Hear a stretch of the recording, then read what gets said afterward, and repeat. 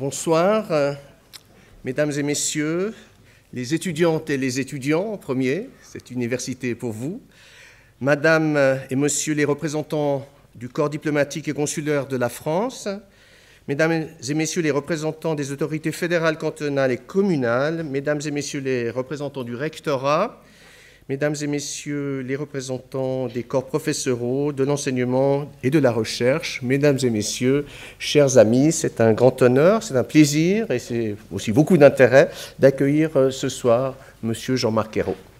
Vous connaissez la formule, on vous connaît tellement que je vais juste rappeler que, évidemment, vous avez été Premier ministre, vous avez été jusqu'il y a peu de temps ministre des Affaires étrangères et aussi vous avez été maire de Nantes. Donc nous accueillons un géant de Nantes ce soir et nous en accueillerons encore deux géants ces prochains jours à Genève. Avant de vous donner la parole pour votre exposé qui sera introduit par le professeur Dušan Sidžanský, j'aimerais expliquer que M. Ayrault participe à cette conférence ce soir et qu'il sera de nouveau présent dans nos murs au semestre de printemps pour un enseignement dans le cadre des masters du Global Studies Institute, particulièrement du master en études européennes. Et donc nos étudiantes et étudiants ont la possibilité, le plaisir et l'intérêt d'approfondir certains thèmes que vous allez aborder ce soir. J'aimerais remercier le Centre de compétences Dušan Sidžanský en études européennes qui permet l'organisation de cette conférence et des enseignements du printemps. C'est une structure au sein du Global Studies Institute qui a été rendue possible grâce à l'entremise du professeur Dušan Sidžanský et grâce aussi à de généreux mécènes privés. J'aimerais aussi remercier Nicolas Levrat, mon collègue, en haut, et sa femme, Stéphanie, pour avoir joué les entremetteurs afin de pouvoir faire venir M. Jean-Marc Ayrault ce soir. Je voudrais également remercier M. Frédéric Esposito, cheville ouvrière de toutes nos conférences, de tous nos débats, sans qui la soirée n'aurait pas été possible. J'aimerais aussi remercier M. Hugo Houbard, assistant au Global Studies Institute, qui a été très utile pour accompagner M. Ayrault et qui continuera à vous assister lorsque vous reviendrez au semestre de printemps. Voilà, le thème de ce soir, c'est donc quelle direction pour l'Europe? Il y a deux sens à ce titre. Quelle direction?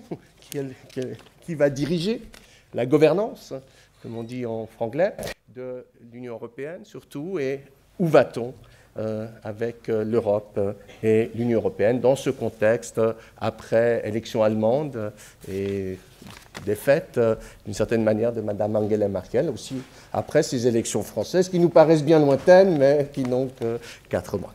Voilà, je laisse la parole au professeur Dušan Sidžanský pour une introduction. Et après, donc, vous aurez la parole pour un exposé d'une vingtaine de minutes, vous nous avez dit. Il y aura un débat qui sera dirigé et animé par Frédéric Esposito et Dušan Sidžanský. On aura encore la parole en conclusion. Merci. Oui, merci.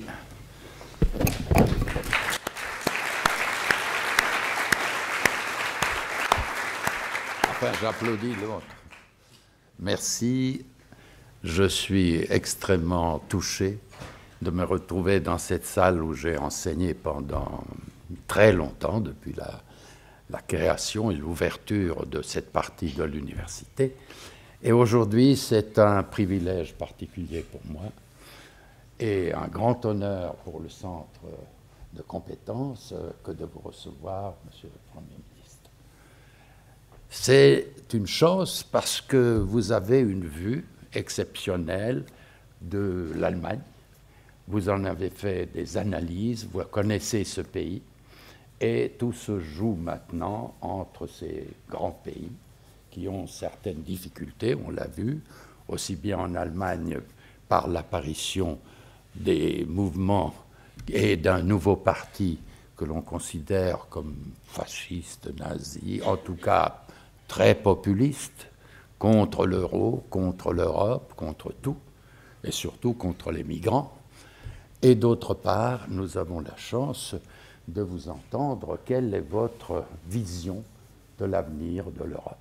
Car, contrairement au départ, où le président de la France, le jeune président qui a soulevé évidemment un vent d'espoir énorme, il a quelques difficultés, il en aura, parce que d'un côté, les difficultés sont là, pour la constitution d'un gouvernement, de l'autre côté, nous aurons le problème, effectivement, de la France, de la manière dont le président français va mener sa stratégie européenne. Je crois que j'aurai l'occasion de revenir là-dessus, sur les problèmes qui nous intéressent, et je m'empresse de dire que vous avez été pendant longtemps maire de Nantes, une ville verte, si je ne me trompe, quasi verte, non? Oui. Et je vous en félicite. Nous avons plusieurs de nos étudiants qui feront des thèses et des recherches sur ces problèmes, notamment sur le problème de la relation entre l'Internet, le rôle de l'Internet dans l'environnement et le climat, qui peut être un modélisateur intéressant. Je vous suis très reconnaissant et j'aurai l'occasion peut-être de faire quelques remarques de conclusion, mais pour l'instant, je crois qu'il faut vous donner la parole en remerciant tous les présents. C'est vraiment une grande émotion. C'est ici que j'ai connu le moment de ma retraite, en présence de Duverger et d'autres collègues. Eh bien, comme vous voyez, je suis un retraité qui revient sur la scène. Je suis navré. Voilà.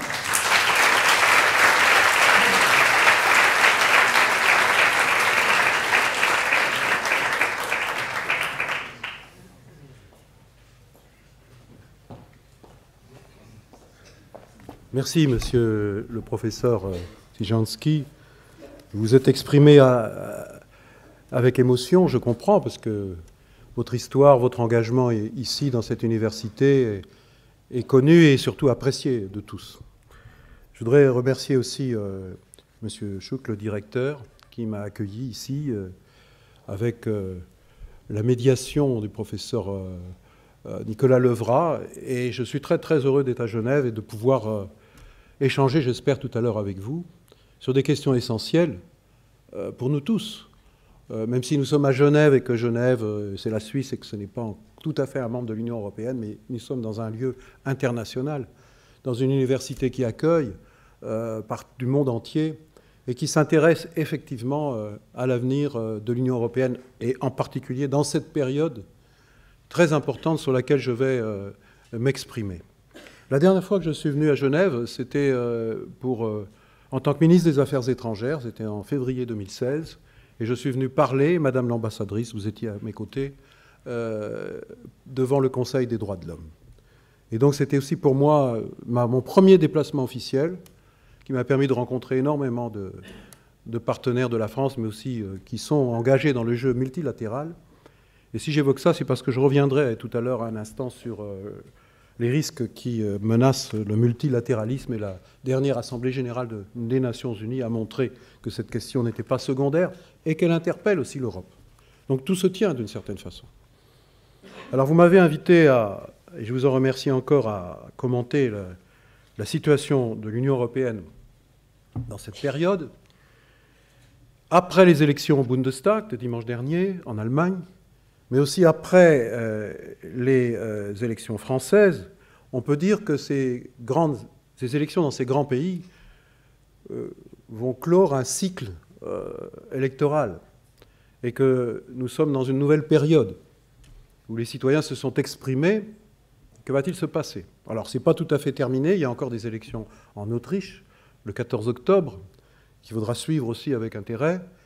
Et il y aura le même jour, et ça nous renvoie à la situation allemande, intérieure allemande, une élection importante en Basse-Saxe, où le gouvernement sortant est formé d'une coalition entre les sociodémocrates et les Verts. Donc ça ne sera pas sans signification, donc je vous invite à observer les résultats de cette élection et peut-être leur impact sur les négociations de la coalition en cours de constitution en Allemagne.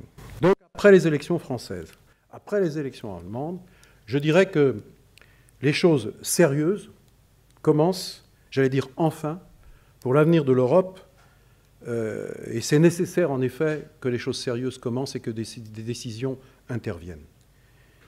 Vous savez que, en ce qui concerne la France, le président Emmanuel Macron s'est exprimé non seulement dans la campagne électorale, de façon très claire, il s'est exprimé récemment dans un très grand discours à Athènes, qui portait beaucoup sur les valeurs de l'Europe, ce qui a fondé la création de l'Union européenne, qui s'inscrit dans une histoire européenne, une histoire de valeurs, une histoire culturelle. Et puis, hier, juste après les élections allemandes, il l'avait prévu, il s'est exprimé d'un lieu symbolique, la Sorbonne, l'université de la Sorbonne, pour faire des propositions concrètes et qui sont mises en débat sur la table européenne, mais qui s'adressent à tous les Européens, pas seulement à l'Allemagne, mais qui interpellent précisément l'Allemagne, puisque des propositions plus précises encore lui ont été faites hier. Donc il y est important d'avancer, et après il faut essayer d'y voir clair. Le président, la chancelière allemande, consciente qu'il faut bouger, a parlé ces dernières semaines dans la campagne électorale de la nécessaire relance de l'Europe, mais le président Macron, lui, a parlé de refondation de l'Europe.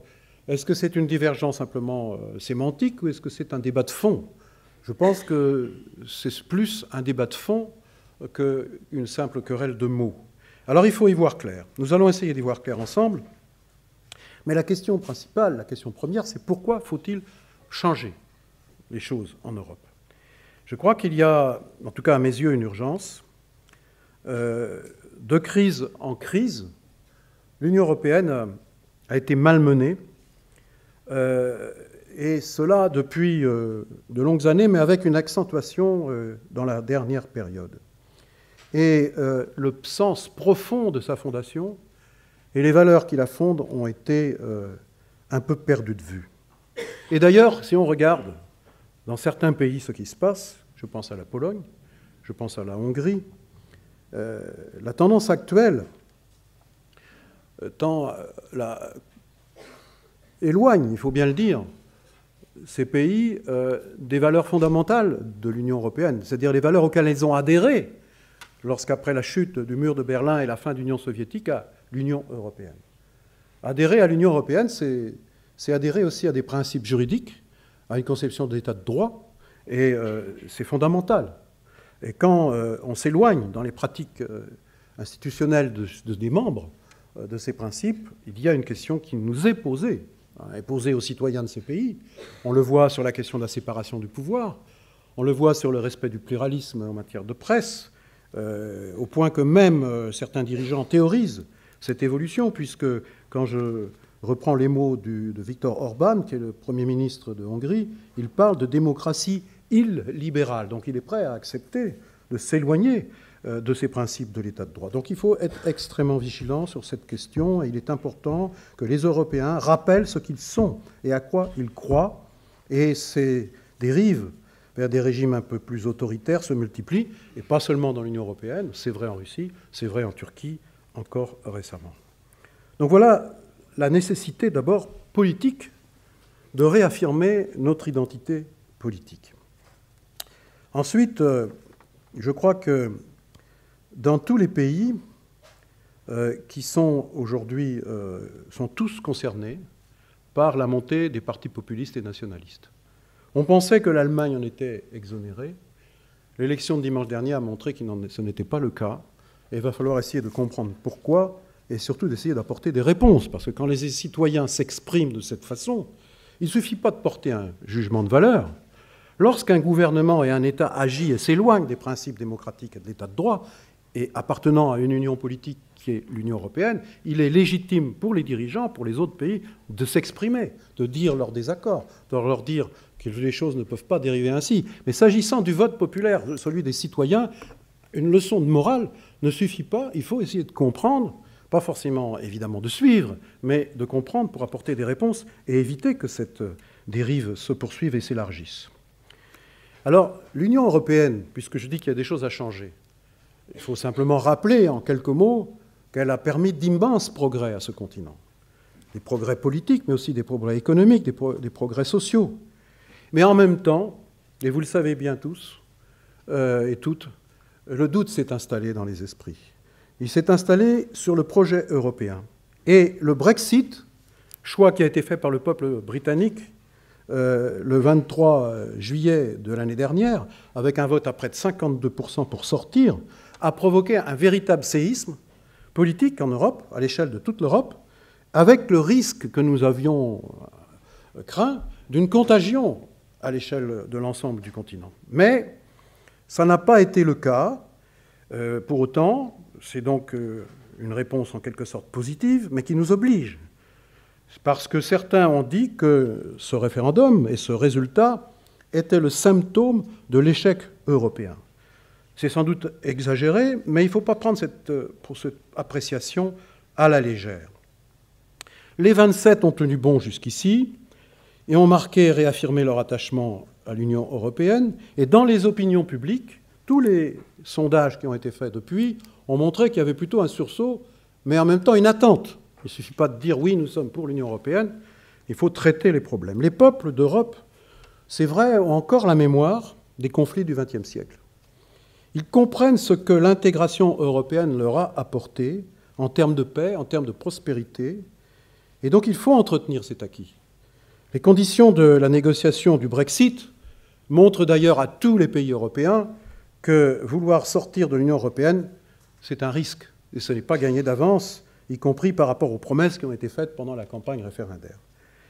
Et les élections présidentielles françaises ont été un moment extrêmement intéressant dans la période récente, parce que ce n'était pas le cas en Allemagne, mais l'Europe a été au cœur du débat. C'est une nouveauté, mais je pense que c'est un aspect positif, mais en tout cas éclairant. Et l'Union européenne a été suffisamment forte pour nous faire émerger du pire pendant 60 ans. Mais aujourd'hui, nos populations attendent encore davantage. Ils veulent une Europe dont ils partagent l'action, ils partagent les objectifs, et pour l'instant, il y a, je l'ai dit, un doute qui s'est installé. Donc il est important de répondre aux préoccupations des citoyens. L'Europe doit se concentrer sur leurs préoccupations concrètes. Et il faut que cette Europe, dans un monde globalisé, qui interpelle, qui bouscule, qui pose encore beaucoup de questions, et surtout qui rend, pour beaucoup de gens, l'avenir incertain, même si beaucoup s'en satisfont et y trouvent leur compte. Mais il faut que cette Europe soit capable de protéger les citoyens. Non pas de manière défensive, en se repliant, mais en consolidant la spécificité du modèle européen, qui est un modèle social, qui est un modèle politique, même s'il y a des diversités d'un pays à l'autre, et en assurant sa garantie face à ce monde globalisé. Cette peur existe, cette peur de rompre avec cette histoire-là existe, elle est réelle, et il ne faut pas la prendre à la légère. Donc une Europe qui protège. Mais une Europe qui protège, c'est d'abord une Europe qui assure la sécurité de tous les Européens. La question des frontières fait partie de la question de la sécurité. L'Europe qui protège, c'est celle qui défend son modèle social et qui veille à ce que la libre circulation des travailleurs ne se transforme pas en véritable dumping social. L'Europe qui protège, c'est celle aussi qui veille à que son ouverture au monde, notamment l'ouverture commerciale, ne se traduise pas par des désavantages et que ces échanges économiques et commerciaux soient équilibrés et soient basés sur le principe de la réciprocité.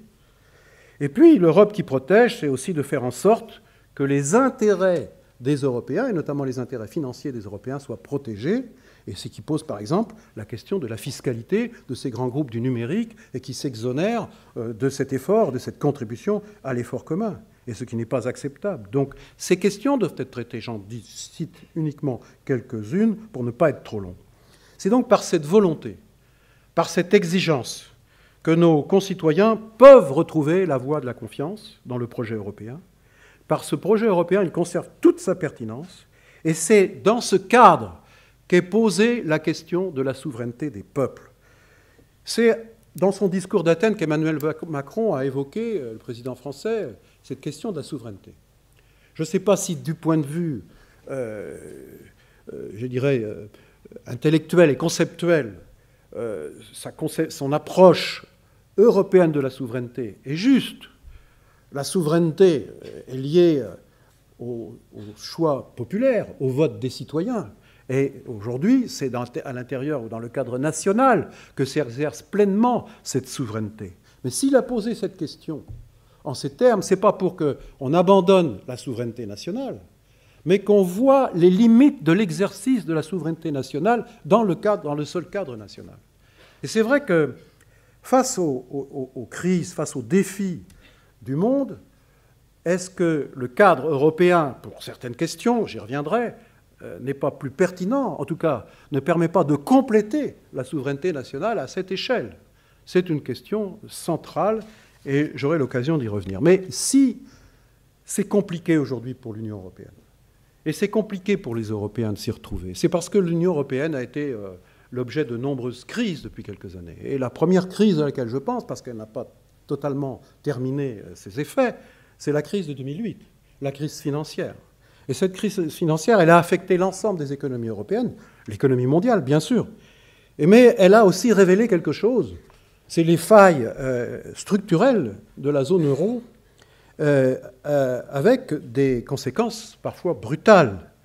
Le chômage, bien entendu, et puis aussi en accentuant le fossé entre les pays du nord de la zone euro et les pays du sud de la zone euro, montrant ainsi les disparités qui existent du point de vue du développement économique, des investissements, de la qualité des infrastructures et de la situation financière.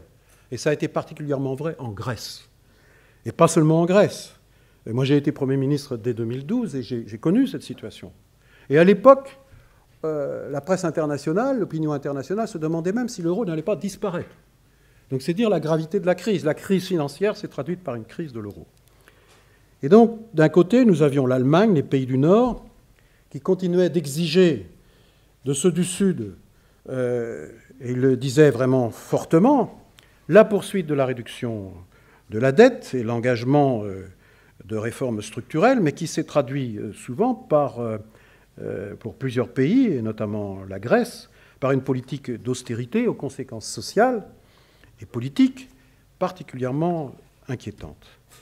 Ça, c'était vrai dans certains pays, mais particulièrement vrai en Grèce, mais aussi en France, mais aussi en Allemagne, et en Espagne, mais aussi en Italie. Et je vous rappelle ça parce que le parti AfD, qui a obtenu 13% des voix en Allemagne aujourd'hui, qui a développé dans cette campagne des thèmes sur l'islam, sur l'étranger, etc., a été créé à l'époque d'abord pour contester les aides que l'Union européenne pouvait apporter à la Grèce pour s'en sortir. C'est d'abord comme ça qu'est né l'AfD, un parti considérant que les Allemands n'avaient pas à payer pour les autres. Et c'est bien de savoir, parce que cette question risque de revenir dans les débats à venir dans les prochaines semaines. Donc, ce qui est sûr, les propositions qui ont été faites et qui sont mises sur la table par Emmanuel Macron, le président français, concernent la zone euro. Pas seulement la zone euro. Mais on ne peut pas rester en l'état. Il faut corriger les insuffisances, l'incomplétude de la création de la zone euro, de l'Union économique et monétaire depuis le début. C'est une obligation. Par quelle étape, par quelle méthode, par quels moyens? C'est la discussion et les négociations à venir qui vont nous le dire. Mais en tout cas, il faut agir. Une deuxième crise qui a impacté dans la dernière période l'Union européenne, c'est la crise migratoire et la crise des réfugiés, l'arrivée massive de réfugiés aux frontières de l'Europe, qui a révélé l'insuffisance de la politique européenne en la matière. Il y a eu la décision courageuse et profondément humaniste de la chancelière Angela Merkel, mais qui a été faite de façon unilatérale et qui, en quelque sorte, était en rupture avec les accords de Dublin et qui fixait une doctrine. Sans doute, elle avait même raison, il fallait faire face. Mais c'est vrai que ça pose un problème, et donc là aussi, on voit que cette question, même si elle a été en partie résolue, reste encore devant nous. L'Union européenne a essayé de trouver une solution en mettant en place des règles de solidarité, de répartition, sur un nombre extrêmement modeste de 160 000 réfugiés à répartir selon des clés en fonction de la population entre les différents pays européens. Certains ont joué le jeu, mais d'autres n'ont pas voulu jouer le jeu. Et c'est vrai notamment des pays à l'est de l'Europe. C'est vrai de la Pologne, c'est vrai de la Hongrie, la République tchèque, les pays de Visegrad, même si la Slovaquie était un peu plus ouverte. Mais cette question est toujours là. Elle est toujours là. Et l'Autriche n'a pas été non plus la dernière à réagir, et c'est dans le débat électoral de l'élection du 14 octobre prochain. Donc, deuxième crise problème qui est devant nous, qui n'est pas seulement la crise des réfugiés d'un conflit, et conflit syrien, terrible conflit et qui dure, mais qui ne doit pas faire oublier pour autant une autre grande question, qui, elle, n'est pas liée directement au droit d'asile, mais qui est la migration économique de millions d'Africains en particulier, qui subissent des situations dramatiques de pauvreté, qui sont les premières victimes des désordres climatiques et qui fuient leur pays pour survivre, tout simplement. Et cette question ne peut pas être réglée uniquement par des questions de droit, par des questions de gestion des flux ou par des questions de frontières, mais nous renvoie cette exigence énorme qui est celui de l'aide au développement de l'Afrique, et pour laquelle, jusqu'à présent, même si nous n'agissons pas assez massivement, et cette question n'est pas derrière nous. Elle est avec certitude devant nous, y compris notamment à cause de la dynamique démographique du continent africain. Troisième crise qui a bousculé l'Union européenne, c'est la crise ukrainienne.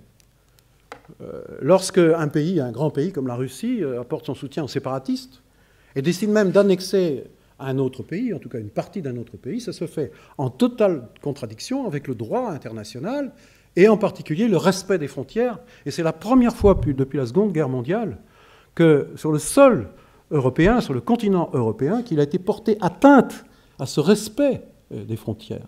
Et donc les Européens, marqués par leur histoire, mais aussi par les choix qui ont été faits, souvenez-vous au moment de la fin de l'Union soviétique et de la réunification allemande, il y a eu un début de débat allemand pour savoir si on reconnaissait la frontière avec la Pologne. Mais heureusement, la raison l'a emporté, et la frontière issue de la Seconde Guerre mondiale, la frontière Oder-Neisse, a été reconnue comme la frontière entre la Pologne et l'Allemagne. C'était essentiel. Et donc, on ne pouvait pas rester sans réagir, mais ça bouscule complètement les relations avec la Russie.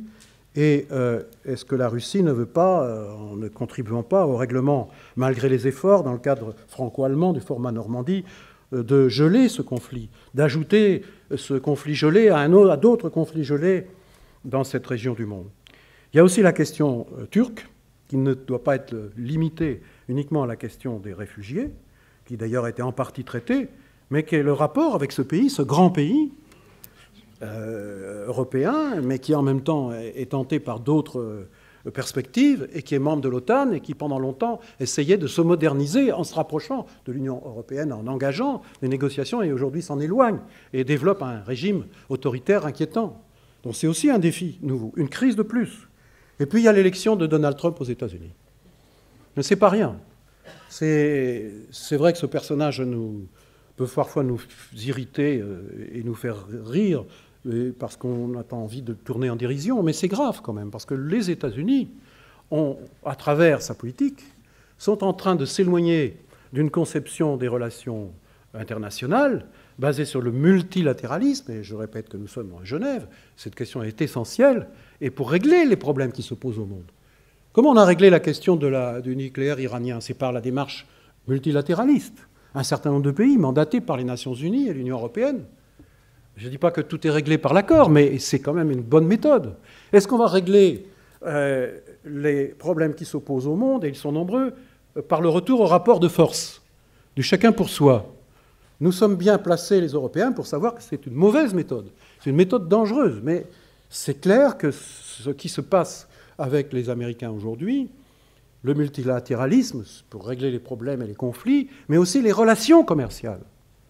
Le chacun pour soi, le donnant-donnant, alors que la conception d'un monde organisé, qui était issu de la Seconde Guerre mondiale, avec ses défauts, ses insuffisances, c'est vrai, il ne s'agit pas d'idéaliser la manière dont les gouvernements américains ont gouverné pendant ces années.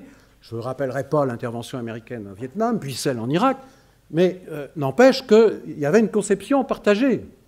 Et j'ai pu me rendre compte, quand je discutais avec mon ami John Kerry, aujourd'hui, ça n'existe plus. Et c'est grave aussi. C'est donc une crise et un défi de plus pour l'Union européenne. Puis il y a le climat. Là encore, c'est bien une démarche multilatérale pour traiter une question fondamentale pour l'avenir de la planète et de l'humanité. On ne peut pas sous-estimer cette question. Elle est extraordinairement difficile, mais l'accord de Paris est une victoire de la négociation et de l'approche multilatéraliste, avec une rupture, et qui peut faire tache d'huile dans certains pays qui veulent s'exonérer de leur effort, organisé par le président des États-Unis, le président Trump. Donc voilà encore un autre. Puis il y a la menace terroriste qui est tombée sur l'Union européenne et qui est toujours là, qui menace tout le monde, y compris la Suisse. Nous en parlions tout à l'heure avec quelques collègues. Et c'est un défi énorme, très complexe, et qui nécessite aussi que nous puissions nous organiser davantage. Et puis, j'ai parlé du commerce mondial. L'Union européenne ne doit pas être une passoire. Elle passe des accords multilatéraux, des accords commerciaux, de libre-échange. C'est parfois très controversé, c'est parfois discutable. On le voit avec les États-Unis, ce n'est pas possible. Avec le Canada, il y a eu un compromis, mais qui continue d'être contesté. En tout cas, devant nous, nous avons un énorme défi, qui est la puissance de la Chine, qui est un pays continent qu'il faut respecter, qu'il faut comprendre, mais qui a une puissance considérable, qui a une stratégie, une vision du monde avec le développement de la route de la soie, et qui, pour nous, même si nous devons bien sûr garder des relations et des échanges avec la Chine, et des relations politiques, et pas seulement économiques, il est important que les règles du jeu soient claires. Et quand des financiers chinois interviennent pour prendre le contrôle d'un groupe en France ou en Allemagne, il y a une impuissance des États à réagir parce qu'il n'y a pas de capacité. Et donc c'est à l'Union européenne d'apporter cette réponse. Ces questions ont été posées, elles sont dans le débat public, mais maintenant il faut agir. Et j'ai bien vu que le président de la Commission européenne, Jean-Claude Juncker, dans son discours sur l'état de l'Union il y a quelques jours, a bien pris en compte et commence à faire des propositions concrètes. On le voit bien, tous ces défis rendent la nécessité d'une Europe plus forte, mais surtout d'une Europe plus claire, mais qui associe aussi les citoyens à ce fonctionnement. Parce qu'il y a un autre défi, je ne dirais pas que c'est une crise, mais il y a quand même un défi qui est celui de la démocratie. Depuis quelques années, les citoyens s'éloignent de l'Europe parce qu'ils ont aussi, en dehors du fait que leurs problèmes ne sont pas toujours traités, le sentiment de ne pas compter et de ne pas être suffisamment reconnus et respectés et associés au processus de décision.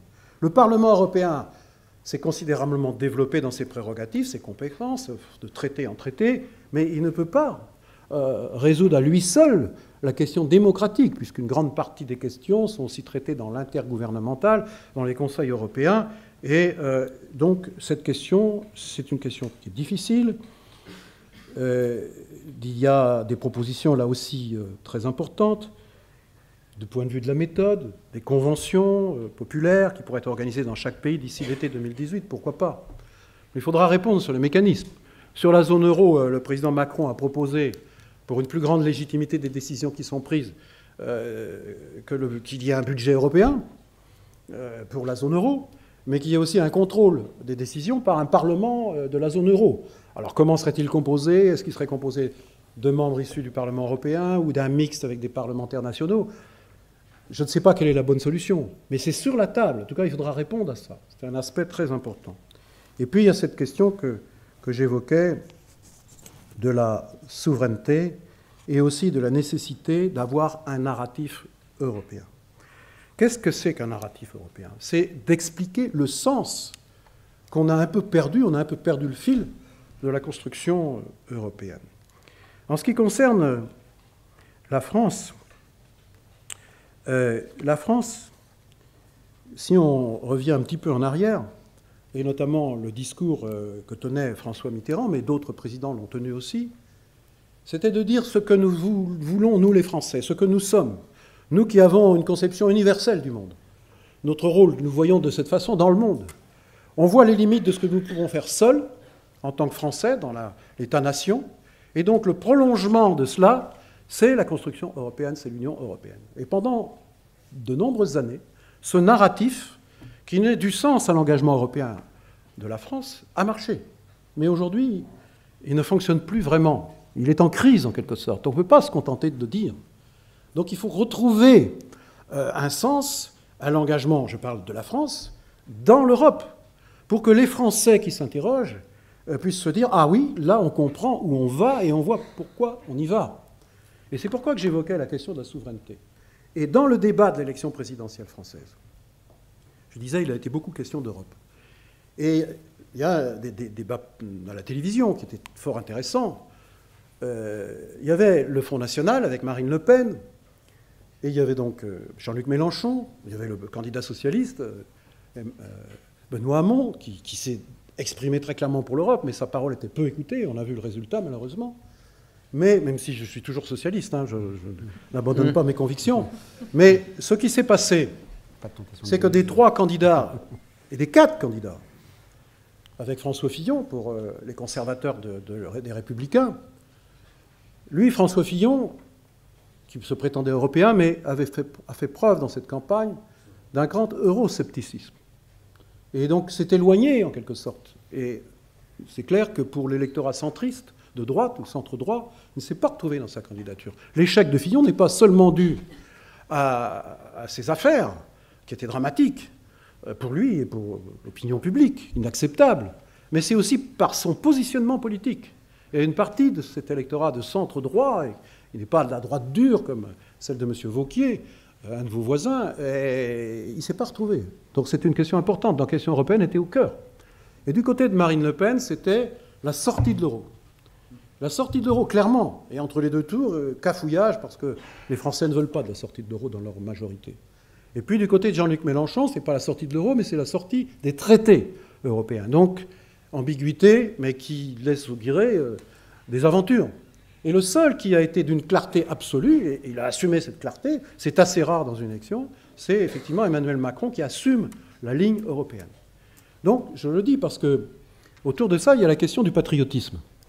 Il y a eu un échange entre Macron et Le Pen qui était très intéressant sur la question du patriotisme. Macron disant à Madame Le Pen, vous n'êtes pas patriote, vous êtes nationaliste. Et elle lui répond, vous n'êtes pas patriote, vous êtes mondialiste. Et donc là, on a au cœur de ces mots, quelques mots, je dirais une partie du débat. Effectivement, comment être patriote? Parce qu'on est français, on est allemand, on est italien, on est patriote, on aime son pays, on a envie qu'il réussisse. Et la fin des États-nations, c'est pas pour demain matin. C'est pour ça que Jacques Delors, puis Joschka Fischer en Allemagne, avaient habilement évoqué cette fédération d'États-nations. Cette question-là est toujours d'actualité. Mais comment la nation peut-elle mieux se défendre et se protéger? Et donc les thèmes que j'ai évoqués, que ce soit le défi des migrations et du développement de l'Afrique, est-ce que la meilleure façon pour la souveraineté du peuple de s'exprimer n'est pas, pour ces questions, à l'échelle européenne? Je pense que oui. C'est vrai du défi climatique, c'est vrai du défi de la lutte contre le terrorisme, chaque État a son rôle à jouer, mais ensemble, nous avons aussi des coordinations davantage à faire. La question des frontières de l'Europe, la question commerciale, du commerce extérieur, c'est à l'échelle de l'Europe. Et c'est vrai aussi de la révolution numérique. Si on doit investir massivement dans la transition énergétique, si on doit intervenir aussi sur le modèle économique et ce que ça sous-tend en termes de conséquences sociales avec la révolution numérique, si ces questions ne sont pas posées à l'échelle de l'Europe, alors la souveraineté du peuple, même si certains proclament qu'il faut revenir derrière les frontières et tout régler derrière les frontières, ne s'exerce pas non plus. Mais il y a donc une pédagogie politique à faire, un sens politique à donner. Et donc si on veut relancer l'Europe, il est important d'abord de commencer à parler de politique. Après, il faut faire évoluer les choses. Est-ce qu'on peut tous avancer ensemble aussi vite à l'échelle des 27, 28 aujourd'hui, 27 demain? C'est une question qui a été posée depuis le début. La question du noyau dur, il y a un vocabulaire qui est assez impressionnant. L'Europe différenciée, moi c'est le mot que j'aime bien, que j'avais évoqué avec mon collègue Steinmeier quand il était ministre des Affaires étrangères. Avant de devenir président, on avait produit un papier ensemble. En juin de l'année dernière, on avait travaillé sur cette question de l'Europe différenciée. Après, il y a les partisans du noyau dur, de l'avant-garde, de l'Europe à la carte, ce que Macron a évoqué hier, l'Europe à géométrie variable, l'Europe des cercles concentriques. Bon, mais il ne faut pas avoir peur d'aborder cette question, car c'est vrai que quand on l'aborde, certains pays qui n'ont pas envie d'aller trop vite se disent « bon, vous allez nous exclure ». C'est vrai en partie des pays d'Europe centrale ou orientale. Mais l'Europe différenciée, il ne faut pas en avoir peur, elle existe déjà. Elle existe à travers la zone euro, tout le monde n'en est pas membre. Elle existe pour Schengen. Elle existe pour la politique de sécurité et de défense commune. Le Danemark et l'Irlande ont demandé à s'en exonérer. Il y a les formules de opt-out. Il y a la possibilité d'engager des coopérations renforcées dans différents domaines. Par exemple, la taxation financière évoquée hier est déjà engagée avec difficulté. Et c'est dans le cadre d'une coopération renforcée, donc à 9 pays. On pourrait être 10 et plus. Mais c'est vrai du brevet européen qui a été instauré par une coopération renforcée, limitée à un certain nombre de pays. En ce qui concerne la défense, ça ne s'appelle pas renforcer, ça s'appelle structurer la coopération. Mais c'est possible aussi. d'aller plus loin ensemble à un certain nombre de pays. Donc, je crois que l'expression Europe différenciée peut servir de méthode. Ce n'est pas une question de fond, mais c'est une question de méthode. Il va falloir aussi, si on avance dans cette direction, pour les citoyens, c'est très important, parce que souvent on dit « Mais pourquoi l'Europe s'occupe de tout ?» On dit l'Europe, l'Union européenne, l'administration de Bruxelles s'occupe de tout. Eh bien, c'est la question des compétences, la question de la subsidiarité. Qu'est-ce qui doit être exercé par les États et qu'ils exercent mieux? Alors, il faut une clarification. Juncker avait proposé un inventaire. Je ne suis pas sûr que cet inventaire ait été mené à bien. Et en tout cas, personnellement, je pense qu'il faut le faire. Bon, si on montrait que certaines compétences sont mieux exercées par les nations, mais que d'autres qui ne le sont pas encore pourraient l'être en commun ou pourraient être déléguées, et ça nous sortirait d'un débat compliqué sur le fédéralisme. Parce que j'ai vu les réactions au discours de la Sorbonne d'Emmanuel Macron hier, et c'est très intéressant parce que ça nous renvoie au débat de l'élection présidentielle. C'était la réaction de Marine Le Pen, qui parlait d'Europe fédérale, tout de suite, et c'était la réaction de Jean-Luc Mélenchon qui disait qu'il braderait les intérêts nationaux de la France. Mais c'est intéressant parce qu'il y a débat, il faut qu'il y ait débat, il faut qu'il y ait confrontation, il faut qu'il y ait controverse. C'est ça le bon fonctionnement démocratique. Donc si en France il y a un débat et une controverse, et les Français sont faits comme ça, la vie politique française elle est faite de controverses. Quand il n'y a plus de controverse, les citoyens s'éloignent. Eh bien, il faut que cette controverse, ce débat ait lieu partout. Et j'espère qu'il aura lieu aussi en Allemagne, et je vais y revenir brièvement. Donc voilà, je disais, les élections allemandes sont passées, les élections françaises sont passées, et donc il y a urgence à décider. Oui, je vais arrêter. On va effectivement être dans un moment de vérité. Et je pense que c'est très important d'être dans ce moment, de répondre à toutes ces questions qui se posent pour l'Europe. J'ai écouté avec intérêt le discours de Juncker sur l'état de l'Union. Il est conscient qu'il faut bouger les choses, mais c'est les gouvernants de chaque pays qui doivent s'engager. Et il y a une inquiétude après les élections allemandes. D'abord, il y a l'AfD qui est un taux extrêmement élevé. Je dis extrêmement élevé parce que l'Allemagne, comme je vous l'ai dit, était à l'abri, en quelque sorte, de cette montée des partis populistes. Mais aujourd'hui, il y a une forme de banalisation. Ça ne doit pas nous réjouir. Ça doit nous inquiéter. Mais ça inquiète d'abord les Allemands. Je peux vous dire c'est un choc.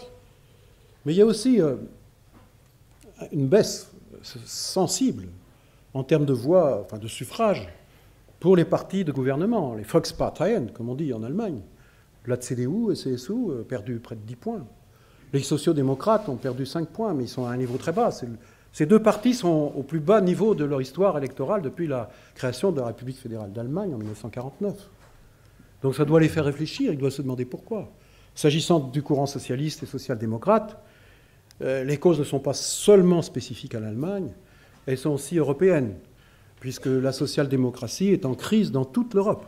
Et moi qui suis socialiste, je vous l'ai dit et rappelé, il y a un énorme travail intellectuel, un énorme travail d'organisation, de réflexion, de proposition de ce courant politique qui, pour moi, reste utile dans nos démocraties européennes, mais aussi à l'échelle internationale. Je suis à la Fondation Jean Jaurès, donc on travaille sur ces questions, notamment avec aussi des chercheurs, des citoyens, des syndicats, des associations.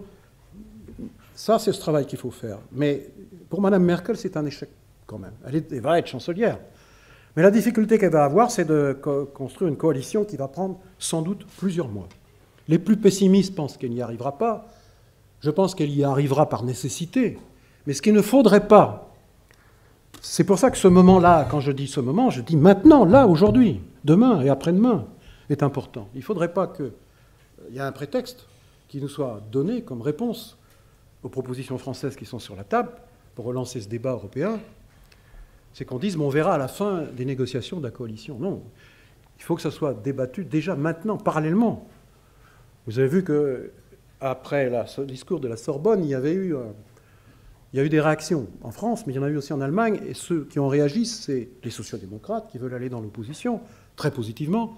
La chancelière n'a pas réagi, et c'est les libéraux, le FDP, qui traditionnellement était un parti européen, libéral et européen. Et là, ils ont, pour regagner des voix, revenir au Bundestag, fait beaucoup de concessions populistes. Et là, ils ont dit, mais non, pas question d'un budget, c'est une ligne rouge. Et je pense que cette discussion, elle est très, très importante, elle est très urgente. Et Mme Merkel, qui va entamer son 4e mandat de chancelière, a effectivement une lourde responsabilité. Elle a beaucoup de compétences, beaucoup de qualités, mais là, elle va être face à son destin, qui n'est pas seulement son destin personnel, qui est aussi celui de l'Allemagne et de l'Europe. Et donc, après tout, puisque c'est son dernier mandat, même si c'est une femme prudente, elle peut faire preuve d'audace, elle doit faire preuve d'audace et prendre des risques.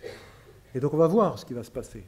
Mais négliger le débat sur l'avenir de l'Union européenne, prendre le risque de ne pas faire bouger les lignes, de ne pas redonner de la confiance, de ne pas redonner de la foi dans ce projet politique extraordinaire, inédit, puisqu'il est né quand même 5 ans avec la communauté du charbon et de l'acier, 5 ans après la fin de la Seconde Guerre mondiale. Donc c'est quand même une construction unique au monde, de nations qui se sont fait la guerre pendant des décennies. C'est quelque chose de précieux, mais qui est aujourd'hui menacé, qui est aujourd'hui en danger. Donc il ne faut pas prendre de risques. Car si Macron échoue sur la scène européenne, qui est le prolongement de ses engagements, il y aura des conséquences pour lui en France. Mais des conséquences pour lui, je ne parle pas de sa personne, pour nous tous, c'est-à-dire au fond qui est l'alternative. Et si ça ne marche pas, la dimension européenne, l'alternative c'est celle du retour national.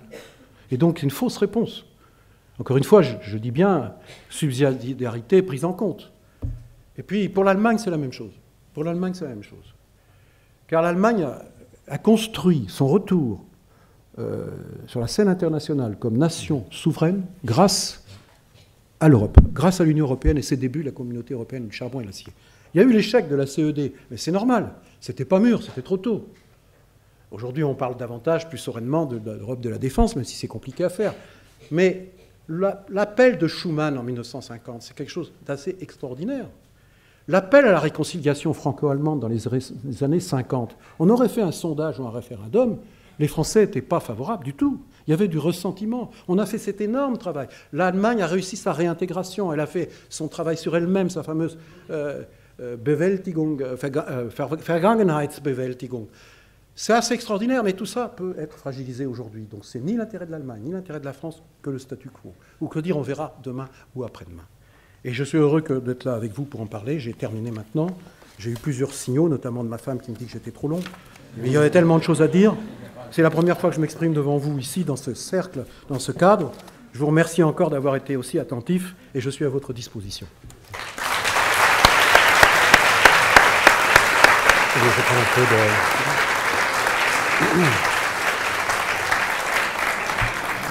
Merci beaucoup, Monsieur Hérault. Pendant que je vous laisse vous rafraîchir quelques instants, et avant de débattre, puisque vous l'avez appelé de vos voeux, et je crois que c'est le bon endroit, l'Université de Genève, pour effectivement débattre, pour qu'il y ait un débat contradictoire sur les enjeux européens.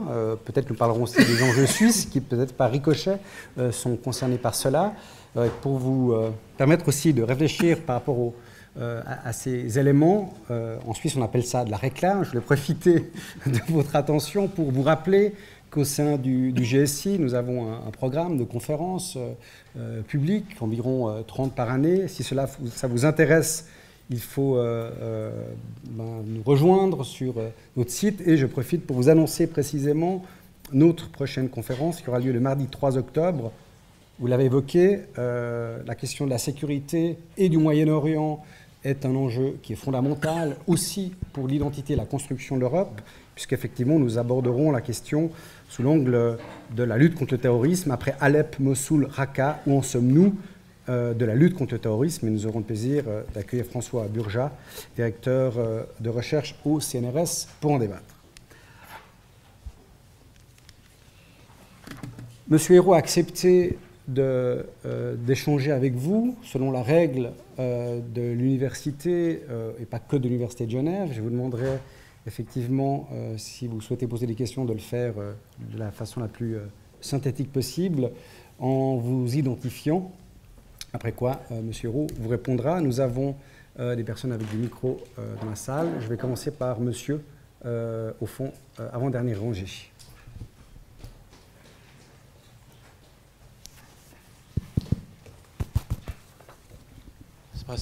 Merci. Je m'appelle Grégoire Dunant, j'ai fait des sciences politiques il y a très longtemps et je voulais vous remercier d'abord pour cette conférence si claire. Alors ma question est un tout petit peu complotiste.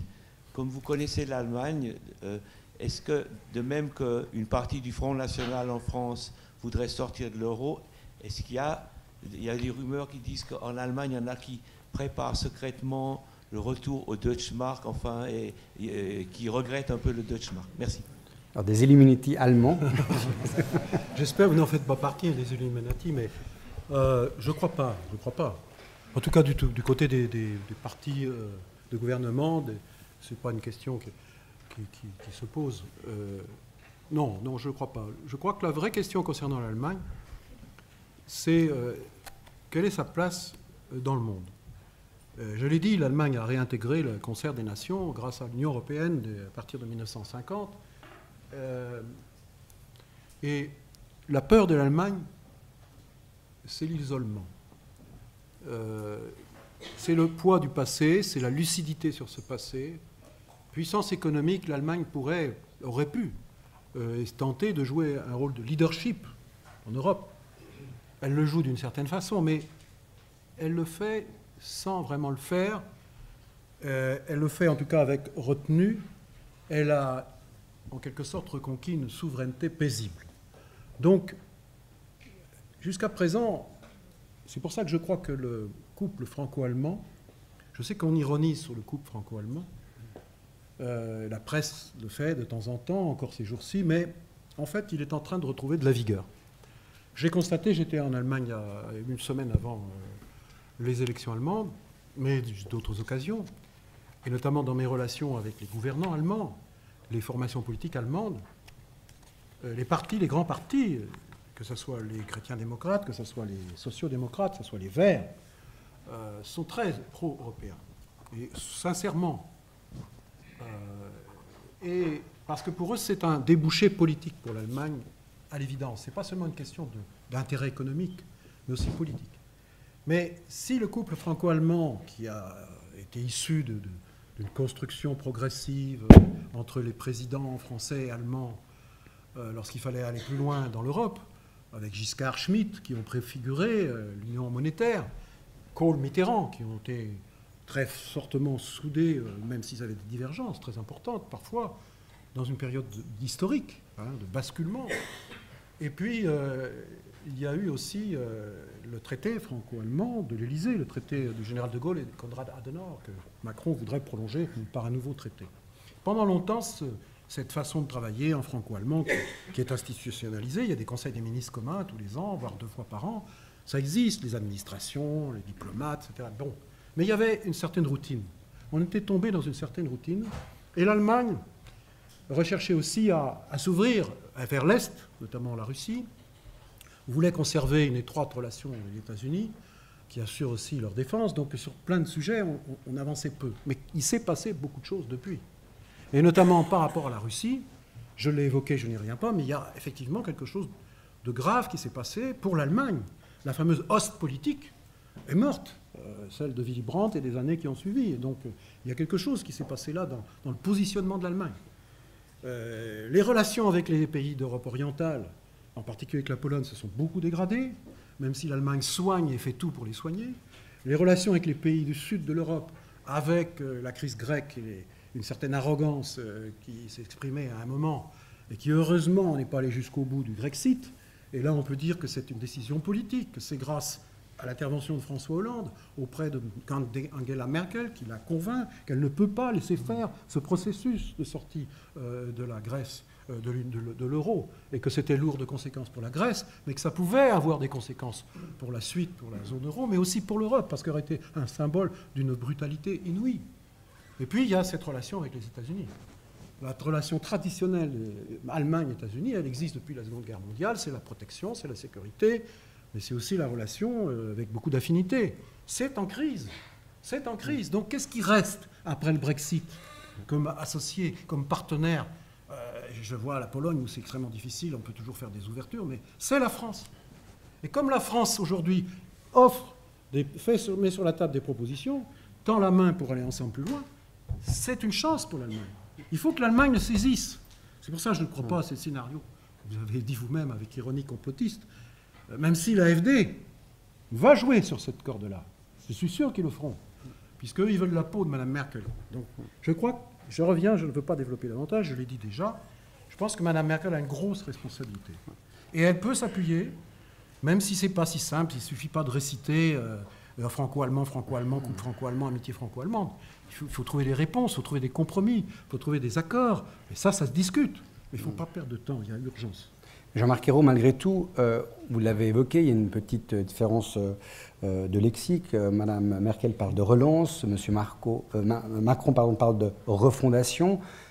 Et paradoxalement, ce sera le dernier mandat de Mme Merkel, et donc elle devrait d'une certaine façon se lâcher, prendre l'initiative, et on la sent plutôt affaiblie compte tenu du résultat des élections, 32%, difficile coalition, qui va prendre aussi plusieurs mois à mettre en place, par rapport à la France, qui a été opérationnelle tout de suite après l'élection d'Emmanuel Macron. Malgré tout, est-ce que cet attelage, pour l'instant, je ne dirais pas un peu branque-ballon, mais en tout cas, n'est pas tout à fait équilibré?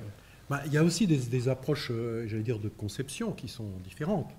Comme j'ai dit, la France se projette dans l'universel, c'est sa culture, son identité politique. L'Europe, la France en grand. Et l'Allemagne est extrêmement attachée à la culture de la norme, la culture du droit. Et donc, c'est vrai d'ailleurs, c'est dans ses gènes politiques, puisque l'identité politique allemande, c'est la loi fondamentale. Tout tourne autour du pouvoir du Parlement. La souveraineté allemande, c'est pas la présidence de la République, c'est le Parlement. Et en permanence, tous les jours, c'est constant. Et avec un attachement à la norme. Alors certains disent que ça s'est traduit par une doctrine qui est l'ordolibéralisme, mais l'attachement à la norme, l'attachement à la règle, le respect de la règle, c'est intrinsèque et c'est transcourant en quelque sorte. Et donc, par prudence par rapport au peuple allemand, et là je ne parle pas des tendances nationalistes, le peuple allemand, dans ses profondeurs, et je l'ai ressenti quand je discutais avec mes amis social-démocrates, il y a un attachement commun à ce respect de la norme. Donc effectivement, entre les deux approches françaises et allemandes, il y a des approches différentes. Mais sur l'enjeu essentiel, de bouger, de changer, il faut mettre sur la table les propositions. Donc il ne faut pas avoir peur que ces propositions, au départ, vont provoquer des désaccords. Et en particulier, là, c'est compliqué, c'est la question de la zone euro. Je sais que M. Schäuble était très hostile à avancer vraiment. C'était à minima, service minimum. Je ne sais pas si M. Schäuble restera ministre des Finances. Peut-être qu'il deviendra président du Bundestag. Son nom circule après le départ de Norbert Lammert à la retraite. Mais il y a aussi son remplaçant. Si c'est Christian Lindner qui le remplace, donc c'est des questions. Je ne peux pas répondre à ces questions. Mais ce qui est important, c'est que la direction politique, la chancelière, avec le président français, la direction politique française, commence à travailler dès maintenant et voir où la convergence, par étapes, pourrait être possible, puisqu'il ne sert à rien de vouloir tout régler dans un même temps. Je parlais de narratif tout à l'heure, mais c'est important de fixer un horizon. Lambsdorff a réagi, député européen, je crois, du libéraux allemand aux déclarations de Macron hier, et en disant le budget européen, pour nous, c'est une ligne rouge. Réponse de Macron dans un aparté, moi je n'ai pas de ligne rouge, je n'ai que des horizons. Donc c'est ça la question, c'est quels horizons on se donne ensemble. Si on est d'accord sur l'horizon, alors on franchira les étapes les plus après les autres, mais après c'est une question de conscience et de responsabilité politique. Je vous l'ai dit en conclusion, c'est vital pour l'avenir de la démocratie allemande. Et c'est vital aussi pour, je dirais, la vision européenne de la France et des autres pays européens, parce que nous sommes... C'est vrai, quand je parle là, j'ai l'impression que je parle au nom de tout le monde, que la France veut parler au nom de tout le monde. Non, les propositions sont sur la table, elles sont sur la table. Les Italiens vont sûrement s'y inscrire, les Espagnols aussi, les Portugais sans doute. Ce sera plus compliqué pour l'Europe du Nord. Alors, dans l'Europe centrale, il ne faut pas considérer que tout le monde est d'un même moule. Il y a des discussions possibles avec le groupe de Visegrad, il faut parler avec tout le monde. Mais surtout, sortir de ce moment délétère dans lequel nous sommes. Merci. Une question, oui, pour monsieur. Bonsoir professeur, bonsoir monsieur le Premier ministre. Lance Loirel, français étudiant à l'UNIGE.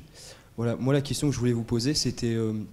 en fait, d'abord je voulais vous remercier pour les principes quant à l'Union européenne que vous avez évoqués avec beaucoup de vigueur. Mais aujourd'hui, les partis populistes, quelque part, répondent à une demande. Alors, demande de déçus, de gens qui sont cyniques aussi, oui. Mais aussi de laisser pour compte. Et dans l'intégration qu'on est en train de faire au sein de l'Union européenne, excusez-moi, qu'est-ce que l'Union européenne peut faire pour aider ces gens qui, au bout du compte, se sentent délaissés? C'est Merci. très juste, et votre question est très juste. Elle est à l'œuvre dans nos sociétés déjà depuis des années. En ce qui concerne la France, je renvoie au référendum de 2005. La majorité qui s'est opposée au traité, il y avait des anti-européens, de toujours. Il y en a une proportion en France, comme partout. Mais il y avait aussi beaucoup d'amis de l'Europe qui ont voté non. Parce qu'ils ne se retrouvaient pas dans cette approche compliquée, cette approche peu rassurante. Et donc ils ont exprimé quelque chose auquel il faut répondre et on n'a pas vraiment répondu. Vous parlez des laissés pour compte. La dernière élection présidentielle en France, Marine Le Pen a été battue, largement battue.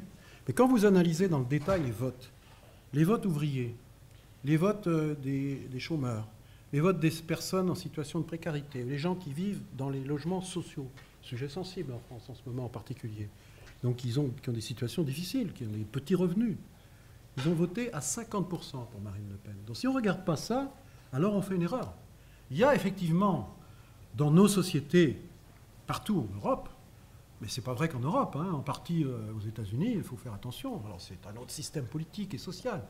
Mais il y a des gens qui sont dans une situation inclusive, qui réussissent, qui ont même s'ils ont des échecs, ils ont des perspectives, ils ont un espoir par leur niveau d'éducation, par les milieux dans lesquels ils vivent, dans les conditions de vie, les perspectives, des échanges, etc. Donc, puis il y a une partie de la population qui voit son horizon plus ou moins bouché et qui se décourage, qui ne se retrouve pas dans un discours parfois lénifiant.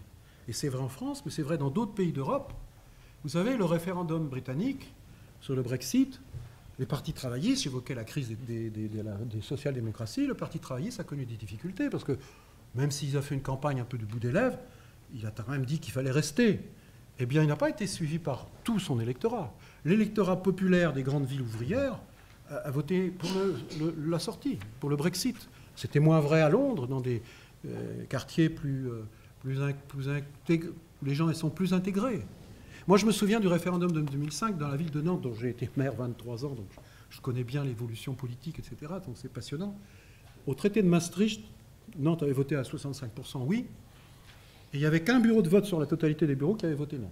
Dans un quartier très populaire, il avait voté non, un seul. En 2005, la ville de Nantes a voté à 60% oui.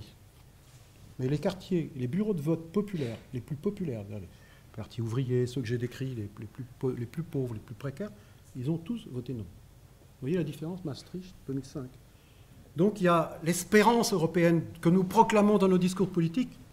Quand elle n'est pas au rendez-vous, voilà ce que ça donne. Et en Allemagne, vous allez me dire, mais en Allemagne, il y a un taux de chômage très bas. Oui, sauf qu'en Allemagne, il y a beaucoup d'inégalités.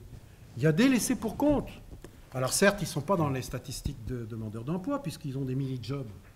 Mais je discutais avec un militant du Parti social-démocrate qui a fait du porte-à-porte à Berlin. Eh bien, les gens qui étaient en mini-job, ils ne voulaient plus voter social-démocrate. Donc ils se sont abstenus, ou parfois même ils ont voté AFD. Alors je disais tout à l'heure en ouvrant cette rencontre, il ne s'agit pas de dire à ces gens, vous votez mal, c'est pas beau. Non, il faut prendre en compte pourquoi ils ne sont pas contents. Et donc c'est qu'une question, et ici, il faut que nos politiques publiques dans chacun de nos pays répondent à ces questions, hein, la question de l'éducation, la question de la formation, mais l'Europe aussi. Et par exemple, je vois Erasmus, vous êtes des étudiants, vous pouvez sans doute bénéficier d'Erasmus, mais tous les jeunes ne bénéficient pas d'Erasmus. Donc quand on dit Erasmus, voilà un symbole de ce que fait l'Europe, la mobilité, la formation, les échanges. D'accord ? Mais quand vous êtes apprenti, que vous êtes un jeune travailleur, ouvrier, employé, vous n'avez pas les mêmes perspectives et les mêmes chances. Donc si on se disait, c'est toute la jeunesse qui est concernée européenne par cette mobilité et ces facilités. Alors certes, ça coûtera beaucoup d'argent. Vous vous souvenez, il y avait eu un plan il y a quelques années, en 2013 je crois, qui avait été mis en place de la garantie jeune européenne. Et j'avais reçu, j'étais encore Premier ministre, l'ancien chancelier Helmut Schmidt, et qui était venu à Paris pour dire au revoir, parce qu'il avait son âge et il sentait que sa fin approchait, et il avait rencontré plein de gens, et il avait tenu à me voir. On avait discuté pendant 1 heure. Et il me disait ça, c'est absolument anormal que l'Union européenne, l'Europe, ne se saisisse pas à bras-le-corps de cette priorité de l'avenir des jeunes. Et je lui dis, oui, mais monsieur le chancelier, il y a ce plan. Il me dit, Quatsch, c'est rien, c'est pas 5 milliards, c'est 50 milliards qu'il faut. Donc après, quand on parle de budget de la zone euro, comme Macron l'a fait, il faut répondre concrètement. Qu'est-ce qu'on veut faire d'un budget de la zone euro? Comme M. Lambdorff ou M. Lindner dit, on ne veut pas payer pour les autres, on ne veut pas boucher les trous. Mais il ne s'agit pas de boucher les trous. Si ensemble on se dit ce budget, c'est d'abord la priorité pour la jeunesse, ça parlera à nos jeunes de tous nos pays, ça parlera aux jeunes de l'Est de l'Allemagne qui se sentent un peu délaissés et qui peuvent être tentés eux aussi, ou leurs parents, alors ça vaut peut-être le coup de s'y engager. Est-ce que ça voudrait dire aussi, par exemple, pour rester dans le domaine des mesures concrètes, imaginer un revenu minimum européen, je ne parle pas d'une allocation universelle, mais bien d'un revenu minimum européen? Oui, alors ça c'est sans doute plus compliqué à faire. Bon, je ne sais pas si on va développer ce point, mais il y a déjà une question qui est sur la table, mais qui n'est pas du tout avancée, c'est le système d'indemnisation du chômage qui pourrait être développé au niveau européen et harmonisé. Vous savez, c'est le débat sur la flexi-sécurité. D'un côté, flexibilité, mais de l'autre côté, sécurité. Et si la sécurité n'est pas au rendez-vous, bon, on a loupé quelque chose, et c'est évident. Alors, il y a des pays qui ont des choses très avancées. Je pense au Danemark, par exemple, pays nordique, mais dans d'autres pays, ce n'est pas tout à fait ça. Et il n'y a pas de système modèle, il n'y a pas de système parfait. Dans tout cas, ce débat, il doit avoir lieu. Parce que je prends l'exemple allemand, et donc toujours pour rester sur le résultat des élections allemandes, les conditions d'indemnisation du chômage sont d'une très grande dureté, beaucoup plus qu'en France, mais elles font beaucoup de laissés pour compte. Après, c'est des mini-jobs, enfin, vous connaissez les conditions financières, et donc c'est très dur. Donc ces gens-là, ils peuvent ressentir, ils peuvent avoir du ressentiment. Alors pendant longtemps, ils se sont abstenus. Là, il y a une offre politique qui n'existait pas. Alors, greffée sur la question des réfugiés, sur la question d'identité culturelle, pour certains électeurs, avec des tendances néo-nazies évidentes, mais il y a aussi les autres. Je voyais le témoignage d'une dame, c'est dans un article de journal, une enquête qui a été faite dans un village de Saxe, où là, il y a sans doute une tradition politique historique d'extrême droite, mais quand même, un village où il y a 10 000 habitants, il y a 10 réfugiés, quasiment pas de chômage. Il y a des gens qui ont dit, on a voté AFD. Bon, on ne veut pas croire toutes les bêtises que disent M. Eucke ou je ne sais pas les autres, là, mais on n'est pas content, on est en colère, donc on le dit. Et ça a existé aussi en France avec le vote Front National. Mais quand on ne répond pas assez vite aux questions, ce vote de colère du début, vous devez là, il s'installe après comme comportement politique. Et c'est ça qui est grave. C'est-à-dire si on vote une fois, mais si on prend l'habitude et que ce vote est banalisé, alors après, on va vraiment vers de grosses difficultés. Il y avait une question, jeune homme, oui, au dernier rang, tout en haut. Bonsoir, monsieur Hérault. Je m'appelle Guillaume Brulard, je suis étudiant en 3e année de droit. Alors, vous avez dit que l'extrême droite monte dans tous les pays occidentaux, que ce soit les États-Unis, l'Allemagne, la France. Personne ne va remettre en cause ce constat, c'est un fait. Moi, je me pose une question concernant votre analyse de la situation. Est-ce que, contrairement à ce que vous pensez, ce ne serait pas justement le fait de vouloir diaboliser ces pays, ces mouvements d'extrême droite? Ce que je veux dire par là, je ne suis pas en train de porter un jugement de valeur sur l'extrême droite. Je ne suis pas en train de dire que c'est bien ou c'est mal. Contrairement à Hitler, il y a 50 ans, il y a 60 ans en Allemagne, aujourd'hui nous avons des garde-fous, puisque à l'époque en Allemagne, il y avait la tradition positiviste qui faisait qu'on devait respecter l'homme qui avait été élu, on devait respecter la loi, ce qui avait été choisi démocratiquement. Aujourd'hui, c'est la tradition du droit naturel. Et nous avons donc des garde-fous avec le droit international qui s'est développé. Donc moi, la question que je veux poser aujourd'hui, c'est est-ce que vous ne pensez pas justement que c'est le fait que c'est un vote non pas d'adhérence aux idées d'extrême droite, mais un vote contre le système et contre les personnes, tous les politiciens qui représentent ce système. De quel système je parle? C'est-à-dire le système en France qui a fait élire Emmanuel Macron, et j'ai fait les calculs, en prenant en compte les abstentionnistes, les votes blancs, et toutes les personnes qui ont voté pour Emmanuel Macron uniquement parce que c'était l'extrême droite en face, nous arrivions à 75% de gens qui ne voulaient pas de Emmanuel Macron comme président de la République. Est-ce que vous ne pensez pas que justement les gens votent pour le Front National et pour tous les mouvements d'extrême droite uniquement parce qu'ils sont anti-système plutôt que des mouvements d'extrême droite? On ne partage pas votre calcul final, il me semble que 75, ça fait 75. Oui, 75 me paraît beaucoup. Mais je vous propose peut-être de prendre une deuxième question, parce qu'il y a beaucoup de mains qui se sont levées. Mademoiselle, au 3e rang. Merci, bonsoir. Isabelle Bromesta, je suis assistante en doctorat au Global Studies Institute et merci d'abord pour votre présentation. Vous avez parlé de beaucoup de choses importantes, notamment la souveraineté, le défi démocratique au niveau européen. Et moi, je me pose la question, parce qu'on est bien d'accord sur l'importance de l'intergouvernementalisme. Mettez bien le micro devant votre bouche parce qu'on ne vous entend pas. Voilà. On est bien d'accord sur l'importance en fait de l'intergouvernementalisme au niveau de l'Union européenne, donc l'importance du Conseil dans les décisions qui sont prises à Bruxelles. Donc l'engagement des citoyens aux questions européennes, ça se ferait de mon opinion, surtout à travers les capitales, en fait, à travers les gouvernements nationaux. Donc, qu'est-ce qu'il faut changer, en fait, dans les capitales? Est-ce que, par exemple, un candidat ou un chancelier comme Martin Schulz, avec son expérience dans une institution supranationale, des années au Parlement européen à Bruxelles, aurait pu faire une différence par rapport à l'engagement des citoyens, pas auprès de l'Union européenne à Bruxelles? Si j'ai bien compris votre question, elle porte à la fois sur la valeur que peut amener une personnalité politique, en plus de sa culture, par rapport à la pratique très intergouvernementale au sein des institutions. Est-ce que c'est exact? Voilà. Je ne sais pas. Vous répondez, vous avez une autre question?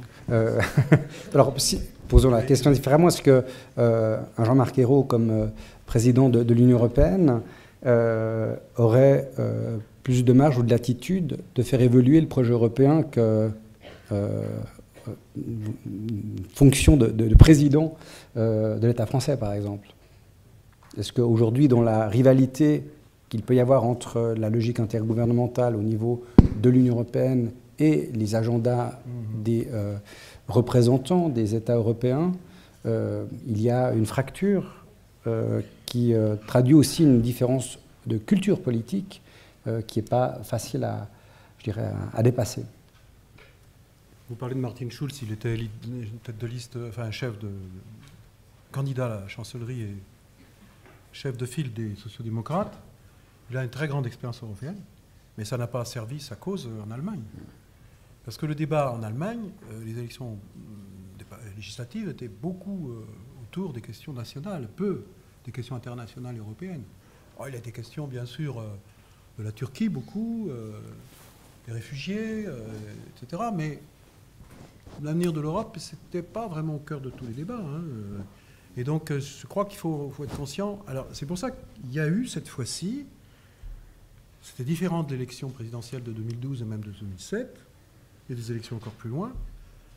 Il y a eu la question européenne dans les débats, comme je vous l'ai expliqué tout à l'heure, à de nombreuses reprises, devant les citoyens français.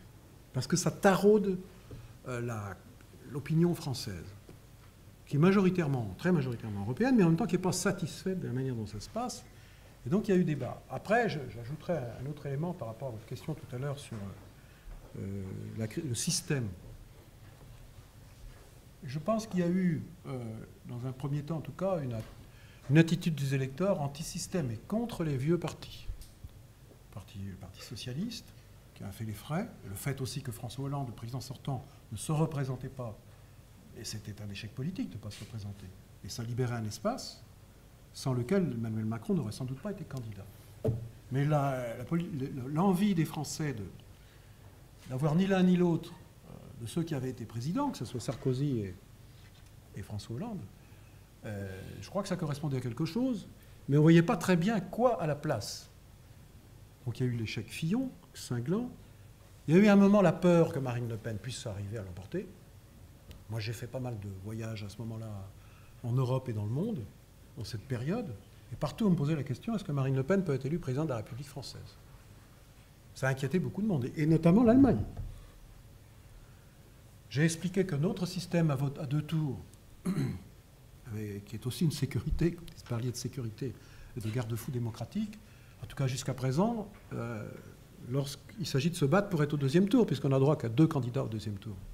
Celui qui est au deuxième tour, qu'il soit premier ou deuxième, il a une chance d'être élu. Et face à Marine Le Pen, quasiment tout le monde pouvaient être élus, y compris Jean-Luc Mélenchon.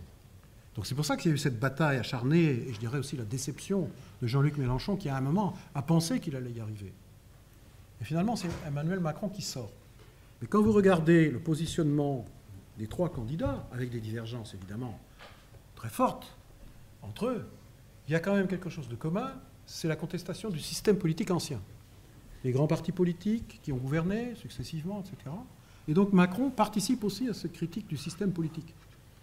Et donc au dernier moment, au fur et à mesure que les choses avancent, dans une clarté politique européenne, quelque part, renverser la table sans tout casser, les Français ont plus préféré choisir Macron que Le Pen ou Mélenchon. Je simplifie. Mais je pense que ça a joué. Alors maintenant, on va voir ce que ça donne en politique intérieure. C'est compliqué. C'est pas si simple de gouverner. Et surtout de dire que le vieux système est tombé, s'est effondré, que maintenant il y en a un nouveau. Il faut inventer le nouveau. C'est à l'épreuve qu'on pourra répondre à cette question. Mais ce qui est sûr, puisque nous parlons de l'avenir de l'Europe, là, il y a clarté. Là, il y a proposition. Il y a l'expression dans des lieux symboliques. Certains diront que c'est exagéré de parler à Athènes, peut-être, mais je pense que nous avons besoin, je pense en particulier aux jeunes, de retrouver des fondamentaux et un idéal européen qui fasse sens et qui donne envie de s'engager, de bouger les choses. Et donc de rappeler l'histoire. L'héritage, et l'héritage, ce n'est pas seulement l'Union européenne, construction politique, mais c'est le choix de la Sorbonne, de ce point de vue, est très symbolique. C'est l'Europe des humanistes, c'est l'Europe des valeurs, c'est l'Europe des tragédies, mais c'est aussi l'Europe des capacités à surmonter ces tragédies et les corriger, et c'est l'Europe aussi des idées. Et c'est ça qui est la spécificité européenne que nous avons en commun. Et partir de là, c'est-à-dire au fond du génie européen, je pense qu'il ne faut pas être simplement pragmatique, il ne faut pas simplement être technique, il faut apporter des réponses techniques, il faut apporter des solutions aux problèmes. J'en ai cité de nombreux, je ne les reprends pas dans mon propos, mais porter un message qui transcende, qui donne sens, qui donne un cap et un horizon, c'est fondamental en politique.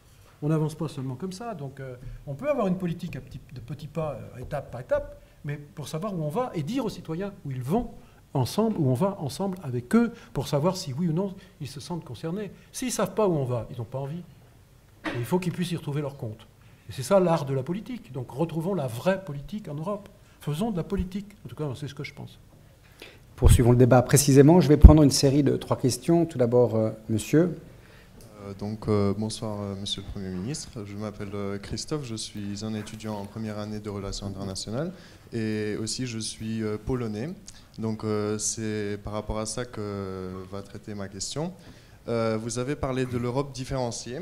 Et en effet, ce dont on parle dans mon pays, c'est notamment l'Europe à 2 vitesses.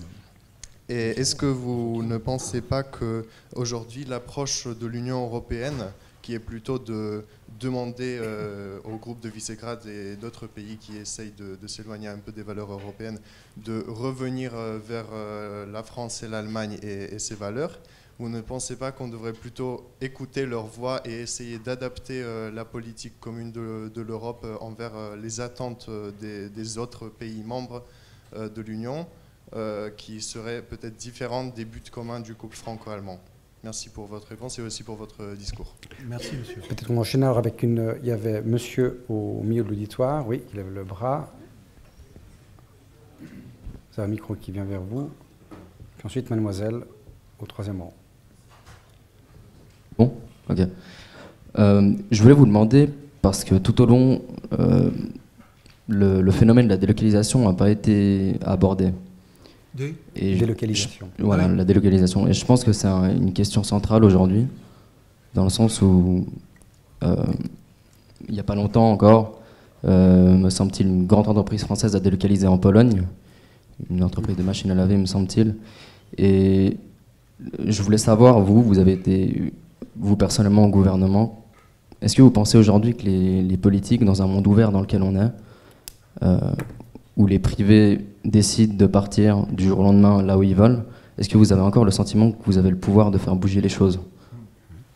Ou pas? Question intéressante qui fait écho à la question précédente. Oui, mademoiselle. Bonsoir, monsieur Hérault. Bonsoir, Monsieur Hérault. Je suis une étudiante à l'UNIGE en relations internationales. J'ai aussi quelques origines polonaises. Et oui, non, il y a un complot qui parle de Pologne, voilà. Donc, je me demandais, enfin déjà depuis un certain temps, qu'est-ce qui représente un plus grand danger pour l'Union européenne? Mettre des sanctions sur un pays au gouvernement non constitutionnel, justement comme la Pologne, pour finalement peu à peu la pousser à quitter l'Union européenne, et donc finalement se débarrasser d'un pays qui n'est pas démocratique, ou ne faire que des suggestions et le garder dans l'Union pour éviter un démantèlement de celle-ci, enfin un démantèlement progressif. Oui. Je vous remercie. Peut-être qu'on peut regrouper les premières et troisième questions. Oui, parce les trois questions, puisque votre question a aussi un lien avec la Pologne, puisque Whirlpool, vous avez parlé, s'est installé en Pologne, c'est bien ça. Hein. Bon, il y a plusieurs questions, parce que j'ai commencé peut-être par la question de la délocalisation que vous avez évoquée. À l'intérieur de l'Union européenne, j'entends. En tout cas, dans le cas précis que vous mentionnez, il y a la fermeture d'une entreprise en France, côté d'Amiens, mais la réinstallation d'une entreprise ultra-moderne en Pologne. La télévision française a fait d'ailleurs récemment un reportage qui était très intéressant et qui montrait à quel point cette usine fonctionnait bien. Elle a fait l'objet d'investissements ultra-modernes, les gens qui travaillaient, etc. Mais le problème qui a été soulevé à l'occasion de ce reportage, avec beaucoup d'emplois, c'est la question des salaires. C'est-à-dire le salaire payé à l'ouvrier ou l'ouvrière polonaise de je ne sais plus quelle ville c'était est presque 3 fois moins que, au moins la moitié de ce qu'un travailleur français peut toucher, mais même payé au SMIC. Donc, la question, puisque vous posez la question sur l'impuissance politique, parce que c'est vrai que c'est une situation qu'on peut considérer inacceptable, et qu'un gouvernement qui est confronté à cette question doit tout faire pour essayer de l'empêcher, mais s'il ne peut pas l'empêcher de retrouver une entreprise qui va reprendre le site, s'il est encore en état, et de trouver d'autres activités à la place, là le gouvernement peut agir. Mais là où il est effectivement en difficulté, c'est parce que les règles du jeu communes dans l'Union européenne ne sont pas satisfaisantes. C'est-à-dire que si on ne va pas vers une harmonisation sociale ou fiscale, alors effectivement cette tentation de transférer des activités, notamment industrielles, celles qui peuvent être délocalisées, tout ne peut pas être délocalisé. Mais là, c'est assez facile finalement, parce que surtout que les ouvrières polonais ont de la qualification. Donc il faut aussi le reconnaître. Donc c'est pour ça que dans le débat sur l'avenir de l'Union européenne, par exemple, la question de la directive travailleurs détachés est une question très importante. Ce n'est pas que symbolique. Il faut éviter tout ce qui peut s'apparenter à des effets d'aubaine et un dumping social. S'agissant du dumping fiscal, vous savez que le taux de l'impôt sur les sociétés est parfois quasiment à zéro dans certains pays de la zone euro. Donc ça crée des disparités, des concurrences totalement déloyales. Et comme on dit que la concurrence doit être libre et non faussée, c'est dans le traité, là, de fait, elle est faussée. Donc ces questions-ci, on ne les aborde jamais. Cette situation que vous décrivez, que vous contestez à juste titre, elle risque de se développer ou de se reproduire. Et là, à ce moment-là, effectivement, les citoyens du pays qui est concerné, lorsque ça se produit, disent alors à quoi ça sert mon gouvernement? Il ne peut rien faire ou il ne fait rien. Et donc c'est le risque d'une désillusion politique et donc aux conséquences démocratiques sérieuses. Donc ces questions, avec nos amis polonais qui sont ici, il faut en parler avec les Polonais comme avec les autres pays, même avec l'Irlande, parce que le taux d'impôt sur les sociétés est très bas. Il faut aborder les questions franchement. Ça ne veut pas dire qu'on va du jour au lendemain trouver une solution, mais par se parler. Et pas diaboliser. Moi, je ne diabolise pas la Pologne. J'ai fait un déplacement en Pologne, j'ai reçu mon homologue polonais, on s'est vu plusieurs fois. J'ai participé aux réunions du triangle de Weimar, qui avait été instauré après la réunification allemande et le règlement de la question à la frontière avec la Pologne. Et on avait mis en place, c'était à l'initiative des présidents Mitterrand et du chancelier Kohl, le triangle de Weimar, qui était fait pour un espace de dialogue franco-allemand et germano-polonais. Et ça reste d'actualité, même si ça a du mal à vivre. Comme on a fêté le 20e anniversaire, ça s'est passé à Weimar, c'était l'année dernière, fin août, on a eu une discussion intéressante. assez franche aussi. On a parlé aussi avec des jeunes qui s'étaient réunis à Weimar, qui étaient de France, de Pologne et d'Allemagne. Moi, je crois qu'il y a une très grande majorité des Polonais qui sont attachés à l'Europe. Et donc, il faut que ces Polonais ne se sentent pas mis de côté et diabolisés. Mais en même temps, comme j'ai beaucoup évoqué cette question dans mon propos, on ne peut pas être ambigu sur la question des principes qui ont fondé l'Union européenne et à laquelle la Pologne, comme tous les pays, ont adhéré. L'état de droit, la séparation des pouvoirs, le fait, par exemple, de diminuer par des nominations de complaisance les pouvoirs indépendants de la Cour constitutionnelle, du point de vue des principes démocratiques, on ne peut pas laisser ça comme si c'était une quantité négligeable. Et ça ne concerne pas que la Pologne. L'indépendance des juges, par exemple, dans une démocratie, c'est extrêmement important. Et on sait que des pays qui sont partis de loin, qui sont des héritiers du système antérieur de glaciation communiste, ont eu bien du mal. On voit par exemple récemment en Roumanie, il y a eu une contestation extrêmement ferme du peuple roumain. Le gouvernement venait d'être gagné les élections et ils se sont empressés, aussitôt l'élection passée, de faire voter une loi qui exonérait les personnes coupables de corruption, exerçant des mandats politiques. Mais ils pensaient qu'ayant gagné les élections, ils pouvaient se permettre ça. Qu'est-ce qui s'est passé? La rue s'est exprimée massivement et ils ont été obligés de reculer. Alors je me souviens, on a parlé avec mon collègue des Affaires étrangères roumain, je lui disais pas, c'est pas beau ce que tu fais, en lui faisant une leçon personnelle, mais je dis, est-ce que vous n'êtes pas en train de vous engager dans une voie sans issue? Est-ce que c'est pas... vraiment, donne-moi tes explications. Alors c'était assez confus, mais ils ont reculé. Donc, mais c'est pas nous qui avons décidé à leur place, on leur a dit ce qu'on pensait, mais c'est le peuple roumain qui a décidé. Et s'agissant de la Pologne, moi je vois pas la Pologne comme un bloc, je vois la Pologne comme un grand pays européen, une grande nation, qui a souffert terriblement dans son histoire et qui doit être respectée et aimée. Ça, pour moi, c'est une évidence. Mais en même temps, je sais aussi qu'il y a, dans ce pays démocratique, même s'il y a des défauts que je viens d'évoquer, ben, il y a des partis politiques, des sensibilités différentes, il y a une société civile.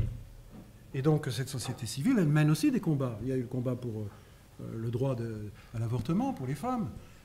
Il y a eu d'autres combats politiques, démocratiques, etc. Donc, je crois que c'est très important qu'on garde le fil du dialogue, même avec les dirigeants. Moi, je suis rendu en Pologne en visite officielle, donc je vous l'ai dit, et j'ai demandé à rencontrer non seulement les dirigeants, que j'ai vu tout le monde, mais j'ai demandé à rencontrer les chefs des partis politiques, y compris M. Kaczynski, qui m'a reçu d'ailleurs, en me disant « Je suis très étonné que vous ayez demandé à me voir ». Ben, je dis « Non, moi j'ai demandé à vous voir parce que vous êtes dirigeant d'un parti de pouvoir, j'ai besoin de savoir ce que vous voulez et ce que vous pensez ». Alors il m'a expliqué sa politique.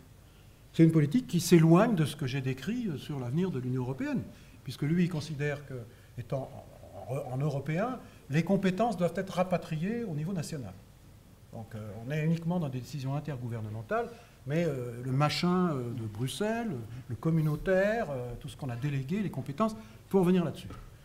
C'est une conception, mais elle n'est pas unanime en Pologne, mais au moins il me l'a expliqué clairement.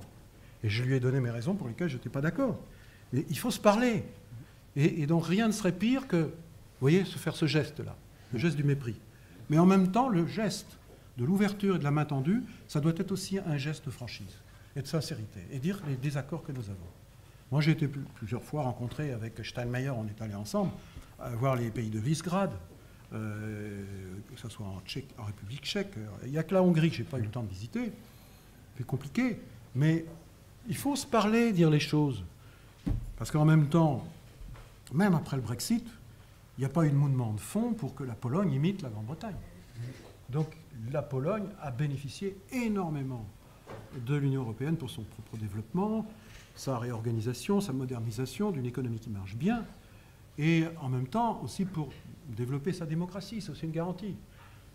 Mais il y a cette période politique et qui est liée au vote des électeurs polonais. Peut-être qu'à d'autres élections qui viendront, les Polonais changeront. En tout cas, ce sera leur décision. Et on va prendre les deux dernières questions avant de clore ce débat. Il y avait une question tout au fond, monsieur, et devant, voilà, s'il vous plaît. Bonsoir, monsieur Hérault. Alors moi, je m'appelle Loris Abri, je suis travailleur un petit peu plus fort, voilà. Bonsoir. Merci déjà pour votre interlocution. Moi, ma question se posait justement sur une fiscalité commune. Vous parlez d'échanges, vous parlez de délocalisation, mais pensez-vous qu'un jour, on arrivera à avoir une fiscalité commune ainsi qu'une politique migratoire commune à l'ensemble de l'Europe? J'ai évoqué ces points comme une nécessité. La politique migratoire commune, il faut d'abord se mettre d'accord sur la définition du droit d'asile à l'échelle européenne. Il y a des disparités dans les instructions, les degrés. Il y a sans doute à remettre à plat aussi les accords de Dublin. Tout ça a été bousculé par les récents événements. Donc, et puis, il y a, s'agissant, là, c'est des réfugiés dont je parle, mais il s'agit aussi d'avoir une politique migratoire à la fois claire et en même temps qui soit ouverte par rapport au développement qui est la cause de beaucoup de ces migrations. Il y a les guerres qui conduisent aux réfugiés. Et là, vous savez que je ne sais pas comment Mme Merkel va s'en sortir, mais il y a eu ces derniers mois des demandes dans la vie politique allemande de mettre un plafond au nombre de réfugiés qu'on accueille. Et M. Seehofer, qui est le patron de la CSU en Bavière, vient de dire encore avant-hier que lui, il voulait remettre ça sur la table, le fameux Obergrenze, vous savez. Là. Oui, mais ça va être un test. Parce que là, on n'est pas dans la politique migratoire, notamment des réfugiés économiques, où là, certains pays ont des politiques de quotas, c'est une chose. Mais là, il s'agit des réfugiés, il s'agit des conventions internationales, il s'agit de la Convention de Genève. Donc est-ce qu'on peut, face à une personne qui doit partir parce qu'elle est poursuivie pour des raisons politiques, elle est fait l'objet d'une oppression, elle risque pour sa vie, sa famille, ses enfants, ou parce qu'elle est dans des zones de guerre, on va dire, ben, écoutez, on est désolé, mais ça s'arrête là parce qu'on a pris notre compte.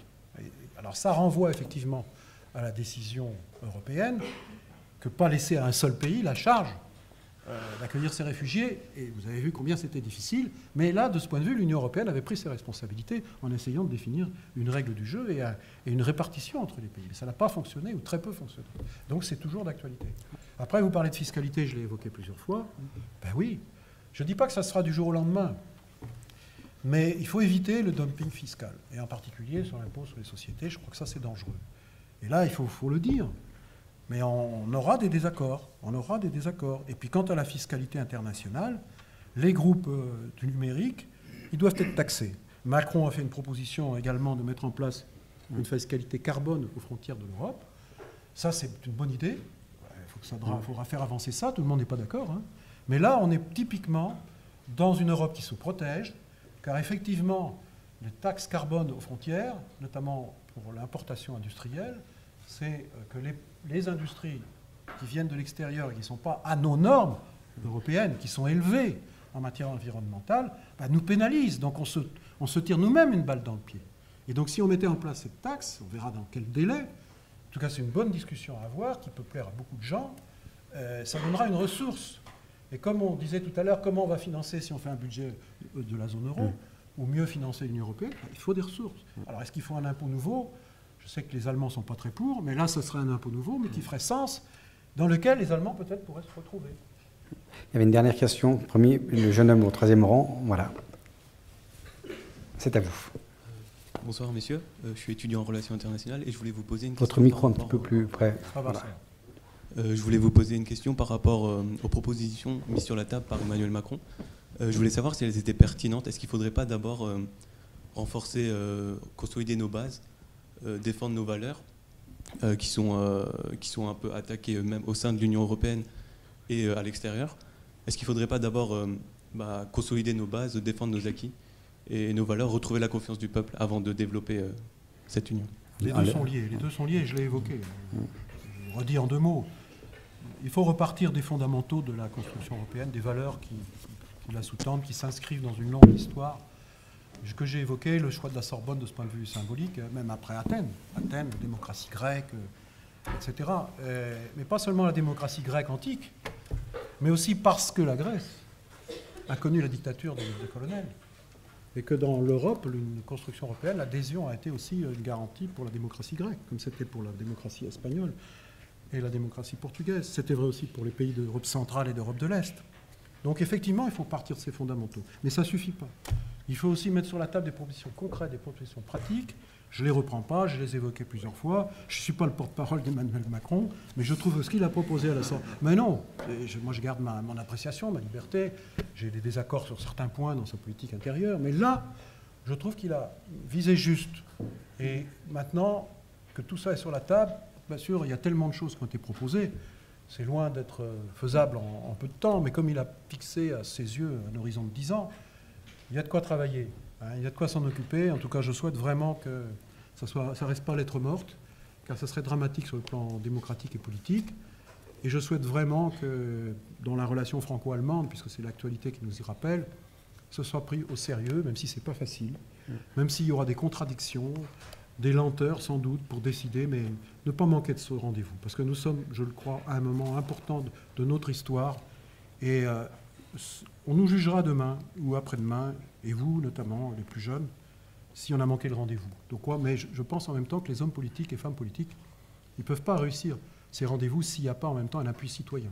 Et l'appui, ce n'est pas simplement dire c'est bien ce que vous faites, c'est leur contribution, leur critique, leurs controverses, leurs propositions.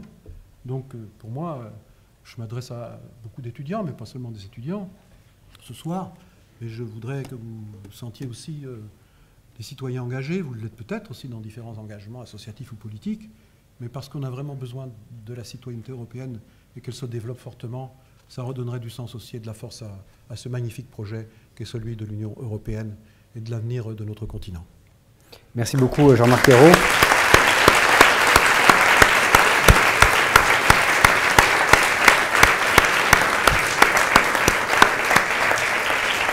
Je vous remercie pour ce discours très engagé sur le plan européen, très clair, de vous être aussi livré à cet exercice des questions-réponses. Alors il est différent de celui de l'Assemblée que vous avez pratiqué pendant de nombreuses années, mais il permet en tout cas depuis la Suisse aussi de percevoir une sensibilité différente dans le projet européen. Et puis vous l'avez aussi rappelé, c'est un momentum qui est tout à fait unique. Et pour les étudiants qui sont là, c'est aussi une période passionnante, et aussi pour les chercheurs que nous sommes, de regarder les lignes qui bougent, que ce soit sur le plan géographique, sur le plan politique et institutionnel. En tout cas, merci pour ces éclaircissements. Et je passe tout de suite la parole à Dušan Sidžanský pour quelques mots de conclusion. Oui, tu as donné la parole à beaucoup de gens. Je pense qu'on a fait un tour d'horizon exceptionnel. Grâce à vous, vous avez bien éclairé les différents problèmes. Je vous ferai une conclusion plutôt personnelle. Je pense effectivement qu'un des problèmes, ce sont les valeurs et les principes. Et ça nous pose une très grande question, même sur le plan théorique, pour la recherche, car on revient à un certain type de fonctionnalisme. Le fonctionnalisme était créé à l'époque en Amérique latine. Pourquoi? Parce que les différents États qui s'engageaient dans une sorte de coopération ou intégration, les uns étaient sous la dictature, les autres étaient des semi-démocraties, troisième encore des démocraties. Pour ne pas s'engager dans le débat des différences, mais pour avancer, on a adopté le fonctionnalisme, qui était au fond une théorie de très longue date et qui au fond évacuait le problème des valeurs. Et la différence avec une approche européenne est que nous avons les valeurs qui comptent et qui sont la base de notre avenir et de notre culture. Deuxième observation, très simple. Je synthétise, parce que je vois une certaine fièvre, je la sens. Le fait que nous avons fait le tour d'horizon des grands problèmes qui se posent aujourd'hui, le fait qu'on a constaté qu'il y a une interdépendance, une interaction constante, vous ne pouvez pas résoudre un problème sans toucher la migration, sans toucher la sécurité. Tout se tient. C'est ça le fait. Et l'Europe est devant un faisceau de dangers. Ce n'est plus un danger, ce n'est pas un problème essentiel, c'est un ensemble de problèmes très graves, en commençant par la crise, qui, avec l'austérité paupérisation, a fait le lit de ces extrêmes, des populismes et des extrêmes. Donc, nous avons besoin, et ça c'est mon diagnostic, nous avons besoin de, comme dit d'ailleurs Macron, d'une Europe souveraine. Que veut dire une Europe souveraine? Eh bien, ce sont les pouvoirs régaliens qui manquent, et ce pouvoir régalien, je le trouve dans le cœur de ce que vous avez appelé l'eurozone et ce que nous connaissons comme tel, car à partir de là, nous n'avons jamais eu des monnaies communes qui ont survécu sans une autorité politique. Jamais. Dans l'histoire, nous avons examiné, ça n'existe pas.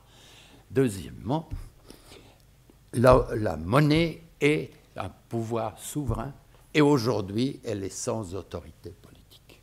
Donc, il n'y a pas d'autorité. Vous allez dans la migration, tous les problèmes soulèvent le problème essentiel des pouvoirs régaliens qui sont dans les mains des États essentiellement, l'intergouvernemental.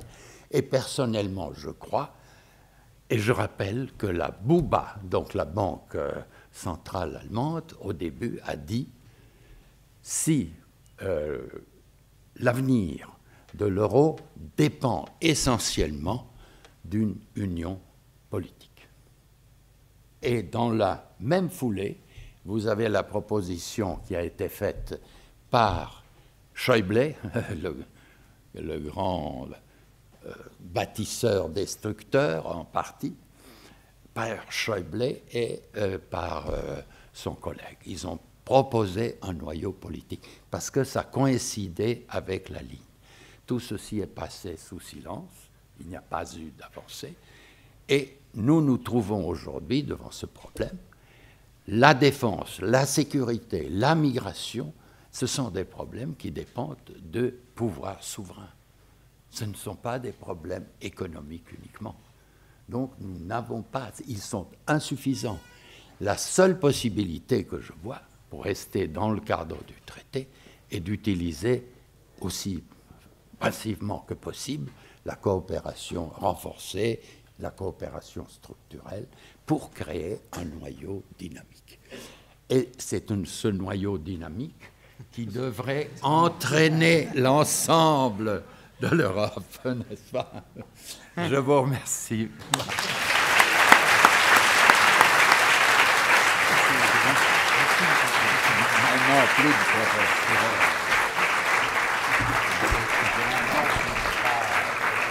Bien, mesdames, messieurs, nous vous souhaitons une agréable soirée. On espère vous retrouver peut-être la semaine prochaine à notre prochains événements et notre conférence sur la problématique de la lutte contre le terrorisme. Très bonne soirée.